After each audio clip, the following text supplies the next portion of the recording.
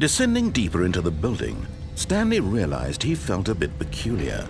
It was a stirring of emotion in his chest, as though he felt more free to think for himself, to question the nature of his job. Why did he feel this now, when for years it had never occurred to him? This question would not go unanswered for long.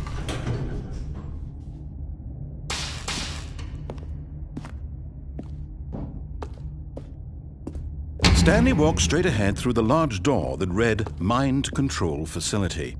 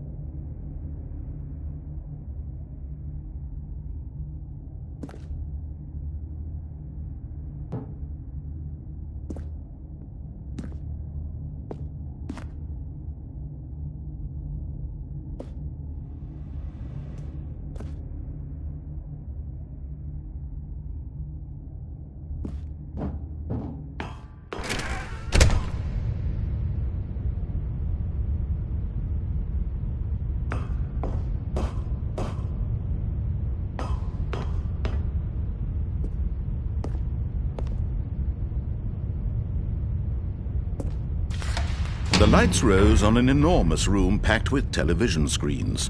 What horrible secret did this place hold? Stanley thought to himself. Did he have the strength to find out?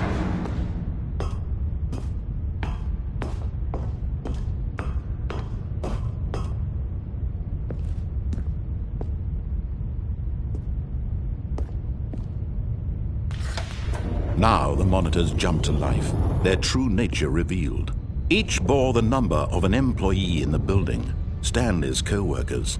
The lives of so many individuals reduced to images on a screen, and Stanley, one of them, eternally monitored in this place where freedom meant nothing.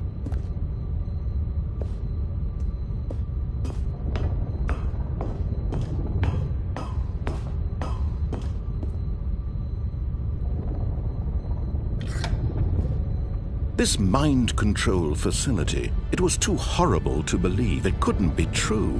Had Stanley really been under someone's control all this time? Was this the only reason he was happy with his boring job? That his emotions had been manipulated to accept it blindly?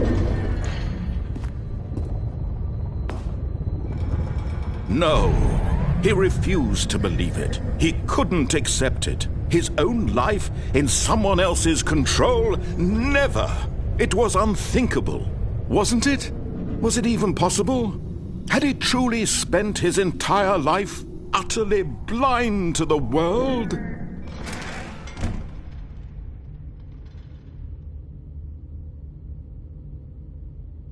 But here was the proof, the heart of the operation. Controls labeled with emotions, happy or sad or content, walking, eating, working, all of it monitored and commanded from this very place.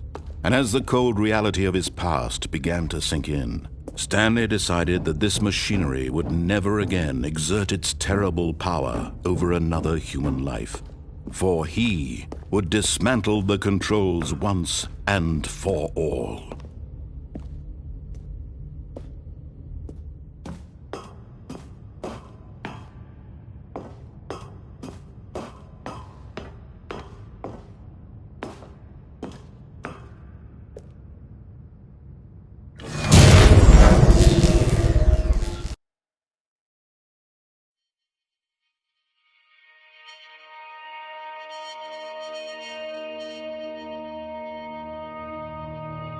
Blackness, and a rising chill of uncertainty. Was it over? Yes! He had won! He had defeated the machine, unshackled himself from someone else's command. Freedom was mere moments away. And yet, even as the immense door slowly opened, Stanley reflected on how many puzzles still lay unsolved. Where had his co-workers gone? How had he been freed from the machine's grasp? What other mysteries did this strange building hold? But as sunlight streamed into the chamber, he realized none of this mattered to him, for it was not knowledge or even power that he had been seeking, but happiness. Perhaps his goal had not been to understand, but to let go. No longer would anyone tell him where to go, what to do, or how to feel. Whatever life he lives, it will be his. And that was all he needed to know. It was perhaps the only thing worth knowing. Stanley stepped through the open door. Stanley felt the cool breeze upon his skin, the feeling of liberation, the immense possibility of the new path before him. This was exactly the way, right now, that things were meant to happen. And Stanley was happy.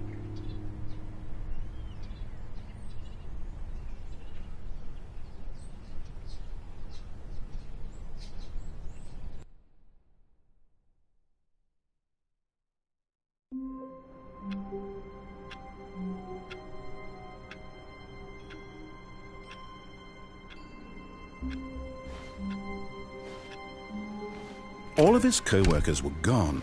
What could it mean? Stanley decided to go to the meeting room. Perhaps he had simply missed a memo.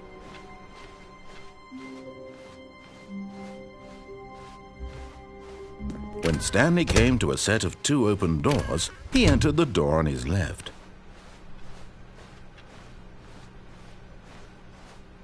Yet there were either. Feeling a wave of disbelief, Stanley decided to go up to his boss's office. Coming to a staircase, Stanley walked upstairs to his boss's office.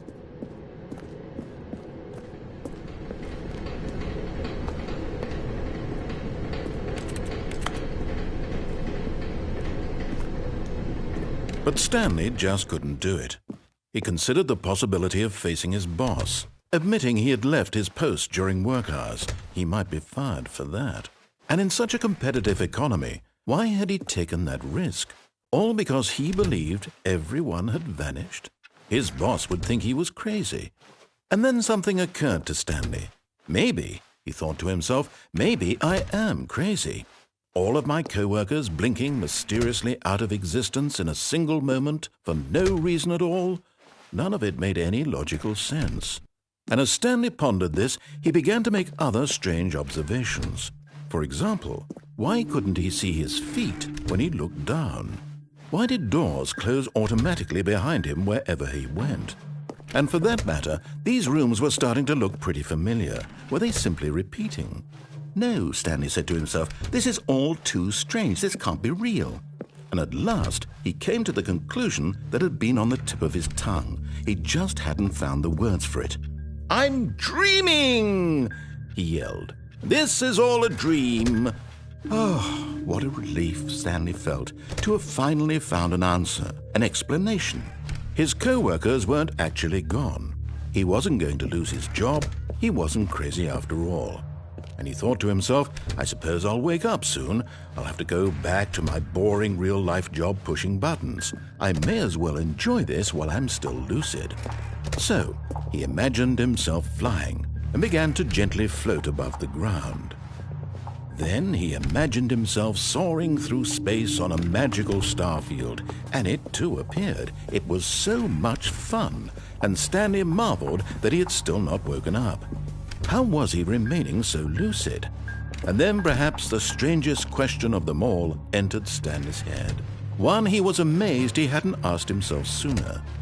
Why is there a voice in my head dictating everything that I'm doing and thinking? Now the voice was describing itself being considered by Stanley, who found it particularly strange. I'm dreaming about a voice describing me, thinking about how it's describing my thoughts, he thought. And while he thought it all very odd and wondered if this voice spoke to all people in their dreams, the truth was that, of course, this was not a dream. How could it be? Was Stanley simply deceiving himself, believing that if he's asleep, he doesn't have to take responsibility for himself? Stanley is as awake right now as he's ever been in his life. Now, hearing the voice speak these words was quite a shock to Stanley. After all, he knew for certain, beyond a doubt, that this was in fact a dream. Did the voice not see him float and make the magical stars just a moment ago? How else would the voice explain all that? This voice was a part of himself too. Surely, if he could just... He would prove it. He would prove that he was in control, that this was a dream. So he closed his eyes gently, and he invited himself to wake up. He felt the cool weight of the blanket on his skin, the press of the mattress on his back, the fresh air of a world outside this one. Let me wake up, he thought to himself. I'm through with this dream. I wish it to be over. Let me go back to my job. Let me continue pushing the buttons. Please, it's all I want. I want my apartment, and my wife, and my job. All I want is my life exactly the way it's always been. My life is normal. I am normal. Everything will be fine. I am okay.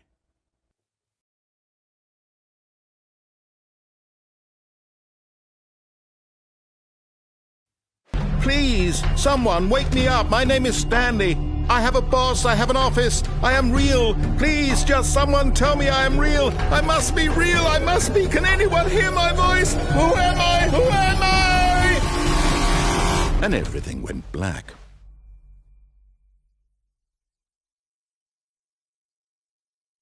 This is the story of a woman named Mariella.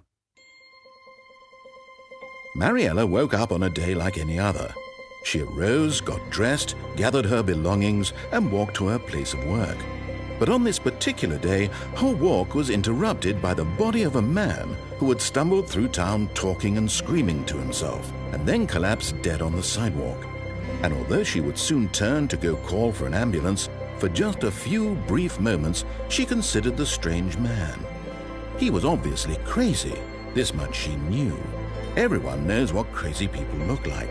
And in that moment, she thought to herself how lucky she was to be normal. I am sane. I am in control of my mind. I know what is real and what isn't. It was comforting to think this, and in a certain way, seeing this man made her feel better.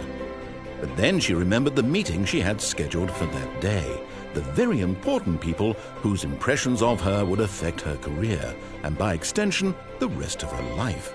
She had no time for this, so it was only a moment that she stood there, staring down at the body. And then she turned and ran.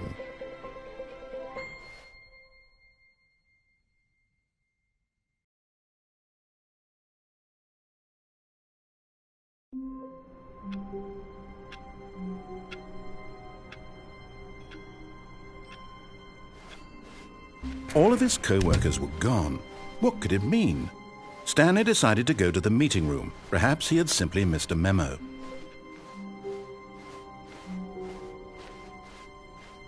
When Stanley came to a set of 2 open doors, this was not the correct way to the meeting room, and Stanley knew it perfectly well.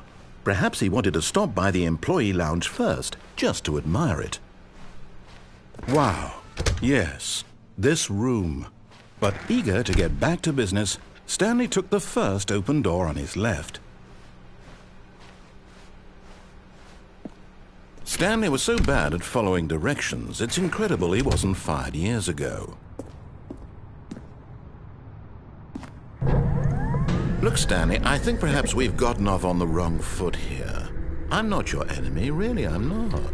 I realize that investing your trust in someone else can be difficult, but the fact is that the story has been about nothing but you all this time. There's someone you've been neglecting, Stanley. Someone you've forgotten about. Please. What? Really?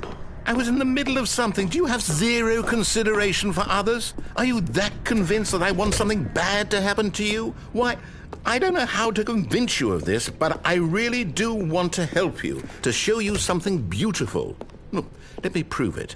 Let me prove that I'm on your side. Give me a chance.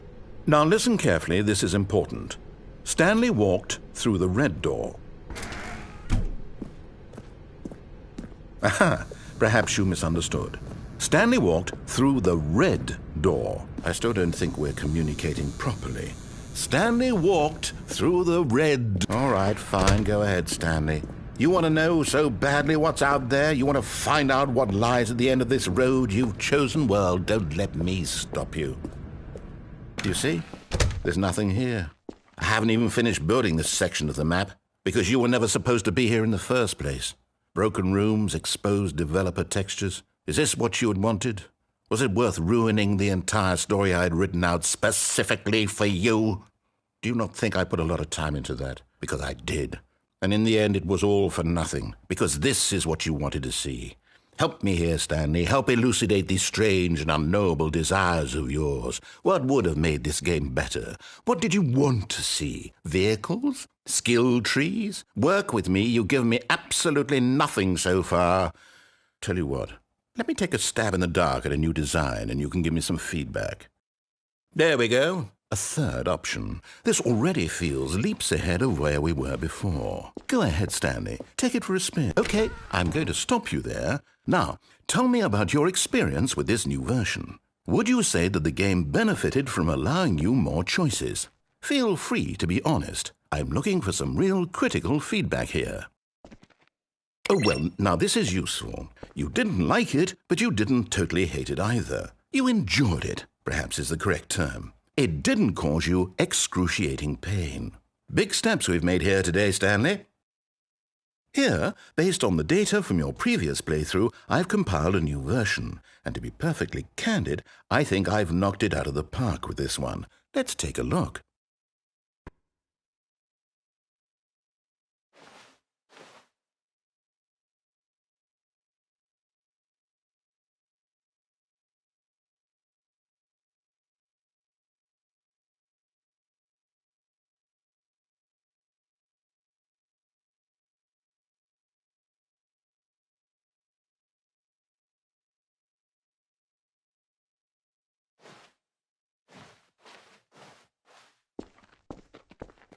Now, would you say that competitive leaderboard helped you feel motivated to keep walking through doors? Again, honest answers, please. Hey, I nearly forgot. I've got a prototype of a new game I've been working on, and now would be a lovely opportunity to give it some playtesting. You click the button to move him back to the right, and if he reaches the fire, you fail. It's a very meaningful game, all about the desperation and tedium of endlessly confronting the demands of family life. I think the art world will really take notice. But of course, the message of the game only becomes clear once you've been playing it for about 4 hours. So why don't you give it 4 hours of play to make sure it's effective? Be sure to keep notes on your experience.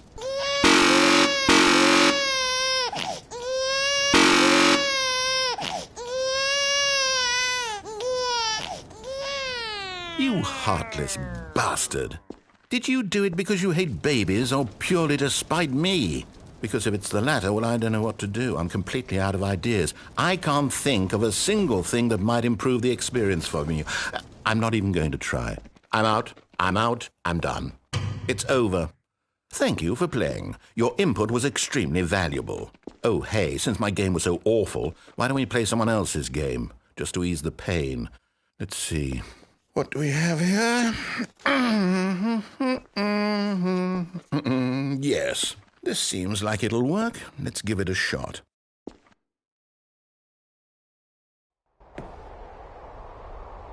Game is about Stanley. What's our backstory? What is our motivation? Well, it seems obvious to me that you are meant to play as a creepy man spying on innocent civilians below you from up high in your creep tower, perhaps for some sort of twisted erotic purpose. Yes, that must be it. What a fascinating venture into the experience of total mental depravity. So far, I love everything about this game, Stanley. And it seems there's even more. Come, let's venture outward and see what else is out there.